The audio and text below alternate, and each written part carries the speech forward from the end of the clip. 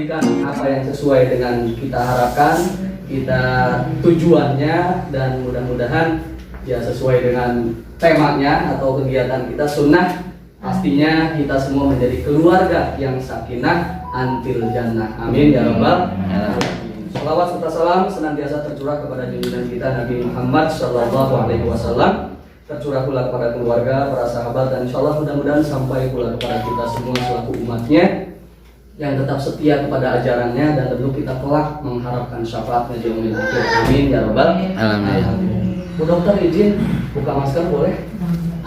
Maafin Bu, kalau sambil ngomong ya. Baik. Ya, Bapak Ibu, tentunya bukan kebetulan kita ada di sini. Ya, bukan karena ya terserah apapun yang melandasi kehadiran Bapak Ibu di sini. Ada yang mungkin nggak sengaja diajak, ada yang mungkin nggak sengaja tertarik sama playernya, gitu ya. Ada yang mungkin apapun lah tadi, walaupun memang tujuannya luar biasa, bagus-bagus semua. Tapi yang pasti satu hal yang harus kita yakini, hadirnya kita di sini adalah qadarullah. Allah mentakdirkan kita berada di sini. Dari sekian mungkin ratus orang kali ya, Abi Nazar bisa ribu juga, bisa 1000 orang karena Abi Nazar nge-share di berbagai grup, kemudian di Facebook dan sebagainya. Tapi ternyata Allah menghendaki Bapak Ibu yang hadir di majelis ini, yang hadir di tempat ini. Maka mudah-mudahan kehadiran kita penuh dengan rasa syukur, penuh dengan rasa khidmat yang tentunya kita niatkan lillahi ta'ala. Amin ya rabbal alamin. Baik, langsung saja perkenalannya mungkin tadi sedikit sudah dijelaskan ya, karena memang ya kita sama Abi Nazar di Stephen awal, kita masih ingat waktu itu pertama kali Stephen masuk ke Banten di SMA 1 kita diundang. Nah, dan saya dan Abi Nazar waktu itu kita peserta juga. Hanya Abi Nazar luar biasa itu dengan feeling ekstrovertnya, yang punya pandangan visionernya sebagai seorang leader itu langsung ditindak lanjut. Kalau saya mikir dulu baca dulu sertifikatnya, baca hasilnya. Abi Nazar langsung ikuti workshopnya, dan tahu-tahu kita diundang ada rumah Stephen Banten gitu tuh. Nah, jadi alhamdulillah akhirnya kita menjadi sebuah komunitas. Ya, kalau saya rasakan ini bukan hanya sebuah komunitas biasa, tapi ini menjadi komunitas yang erat rasa persaudaraan kita, yang erat rasa kekeluargaan kita. Walaupun ini ada bisnis di sini gitu tuh ya, tapi lebih suasana kekeluargaan yang lebih dikedepankan, yang lebih besar kami rasakan. Maka mudah-mudahan dengan visi kita kalau di Stephen itu sukses mulia gitu ya, sukses kita raih setinggi mungkin apa yang kita mampu, apa potensi yang Allah berikan di diri kita, yang kemudian apa yang sudah kita dapatkan itu kita tebarkan ya, supaya itu menjadi tolak ukur kemuliaan. Semakin bermanfaat kita untuk sekitar kita, untuk orang-orang yang ada di sekeliling kita, maka disitulah semakin kemuliaan akan semakin tersebar. Maka mudah-mudahan ya Stephen menjadi jalan untuk kita semua, untuk siapapun yang belum mengenal Stephen, bahwa banyak hal yang dikupas, banyak hal yang diketahui, banyak hal yang akhirnya kita bisa perbaiki setelah kita tahu Stephen. Nah, termasuk ya ternyata qadarullah gitu tuh. Saya ada di KUA dan ketemu Stephen, ternyata ada tematik Stephen couple yang pembahasannya luar biasa sekali gitu tuh. Dan memang nanti jangan tabu ya Pak, nanti mungkin ada bahasa-bahasa yang rada ya harus dibeberkan segamblang-gamblangnya gitu tuh ya. Dan ini kan sudah suami istri semua, jadi walaupun anak yang tersensor dengan sendirinya nggak akan ngerti gitu. Ya, karena memang kita harus bukakan semua tentang apa sih rumah tangga dan bagaimana untuk mewujudkan keluarga yang sakinah antil jannah. Amin ya rabbal alamin. Saya sedikit ya ini yang lain-lainnya lah. Ini kalau yang pokoknya sekarang saya di Kepala KUA Kecamatan Angsana, Kabupaten Pandeglang, baru bertugas kurang lebih bulan kedua, masuk ke bulan ketiga ini Maret. Nah, jadi mudah-mudahan ya kami pun dengan Stephen ini membantu untuk memberikan penyuluhan kepada calon pengantin, yang memang ketika pengantin memahami karakter dirinya, karakter pasangannya, ini akan lebih mudah membangun komunikasi. Kalau di Stephen ada komunikasi kasar, dan insya Allah urusan kasurnya pun bisa diselesaikan. Ya, baik kita lanjutkan. Ini ada data, ini memang saya belum dapat updatean terbarunya, bahwa tahun 2014 itu ada 11.469 perkara yang masuk ke pengadilan agama dan 9.168-nya itu termasuk ke cerai gugat. Artinya di pengadilan itu nanti ada pengadilan agama, ada cerai talak, ada cerai gugat. Kalau cerai talak itu suami yang maju ke pengadilan ingin menceraikan istrinya. Kalau cerai gugat istri yang maju ke pengadilan untuk menggugat agar dijatuhkan cerai dari suaminya. Nah, dan ternyata angkanya dari 11.000 itu 9.000 sekian cerai gugat. Termasuk di 2018 dari 2.472 perkara, 504 cerai talak, 1.968-nya cerai gugat.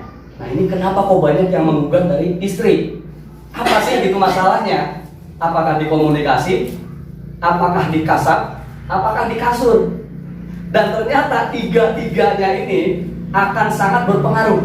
Ketika salah satu dari tiga kali nggak beres, akan ngerembet kemana-mana. Ya, akan ngerembet kemana-mana. Maka mudah-mudahan kita bisa menyelesaikan 3K-nya. Ya, maka insya Allah sakinah, mawadah, warohmah, antil jannah dapat kita raih bersama. Amin. Ya Rabbal Alamin. Baik. Di sini usia pernikahan paling lama dokter kali. Dokter berapa tahun Bu? Sama Bapak? 20 tahun. 20 tahun. Pak Teddy? Berapa tahun? Lupa. Gitu kalau intuiting begitu. 12 tahun. Pak Yazid? 12 tahun. Pak Sis? Pak Sis ya? 16.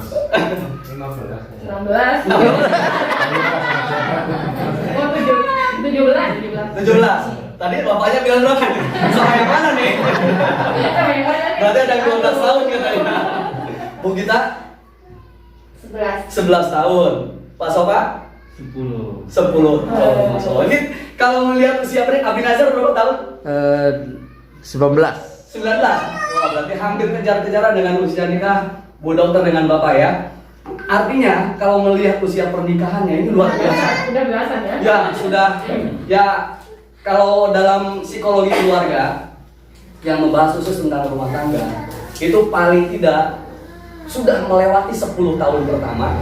Nah, sudah melewati 10 tahun pertama itu sudah mulai aman lah gitu. Tapi ingat, nanti kita bahas ya berikutnya. Setan tidak akan tinggal diam. Ya. Walaupun mungkin secara personal masing-masing sudah bisa menerima di atas 10 tahun, tapi nanti ada saja. Ya, ada saja. Nanti kita lihat kenapa sih begitu? Makanya di sini akhirnya kita tidak berhenti belajar bagaimana rumah tangga kita agar terus aman, selamat, bukan hanya di dunia bahkan sampai kita berkumpul kembali di akhiratnya kelak. Amin. Ya Rabbal Alamin. Pernikahan itu adalah ibadah yang paling panjang. Kalau yang lain, ibadah yang lain ya ibadah mahdoh gitu yang memang terikat dengan syariat, itu biasanya terikat dengan waktu, bahkan terikat dengan tempat. Ya, sholat nggak bisa kita sholat sembarangan, ada waktunya. Kemudian saum wajib, ada waktunya. Ibadah haji ada waktu bahkan tempatnya. Tapi pernikahan, ketika ijab qabul pertama kali diucapkan dan kita terima sebagai suami, qabil tu nikah, saya terima nikahnya, anu dan seterusnya, maka saat itulah mitsaqon ghalizo, sudah terjadi ikatan yang kuat, ikatan yang suci, dan mulai saat itu apapun yang dilakukan yang tadinya haram, yang tadinya nggak boleh, saat itu menjadi nilai ibadah di hadapan Allah Subhanahu wa Ta'ala. Jangankan saling tatap, jangankan saling pegang, tidur bersama pun itu menjadi ibadah. Nah, maka ketika ini ibadah paling panjang, maka alangkah naif sekali setiap orang yang berumah tangga berhenti belajar membangun rumah tangga. Kenapa? Karena memang tidak ada bukan kajian, studi formal khusus membahas tentang keluarga yang khusus gitu. Bagaimana sih? Ya nggak ada. Di UIN ada hukum keluarga Islam HKI, yaitu jurusan lebih ke membahas hukum-hukumnya.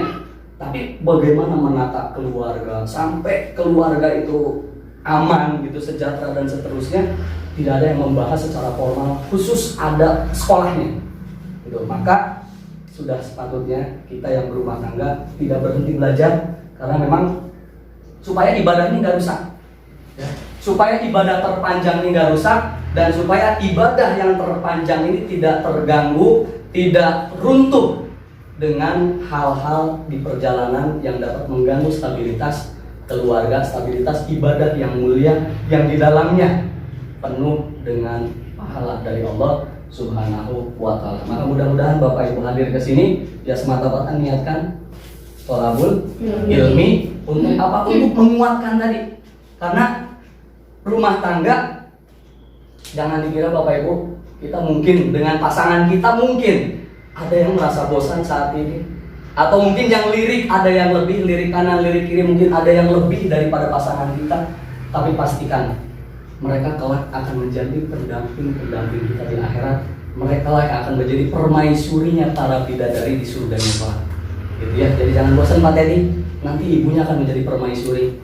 Ya Pak Yazid. Oh ibunya nggak ada ya Pak Teddy. Pak ya insya Allah Bu Dokter ini akan menjadi permaisuri para bidadari di sana. Kenapa? Ya karena ketika kita bisa memastikan pasangan kita, anak keturunan kita bisa berkumpul kembali, ya itu cita-cita terbesar kita. Kalau ngelihat ke situ, Bapak Ibu, tolak ukurnya tampaknya nggak bisa diukur. Mana sih keluarga yang sukses? Yang membina rumah tangga yang sukses mana? Nggak bisa Pak. Sebelum kita nanti ngelihat di sana, oh masih berpasangan dengan istri di dunia, kumpul nggak dengan anak-anak ini? Nah, jadi ya nggak bisa, tolak ukurnya nggak bisa dilihat sekarang. Yang sekarang kita bisa lakukan adalah terus mengupayakan agar kita bisa selamat semuanya, kita bisa berkumpul lagi di jannah Allah.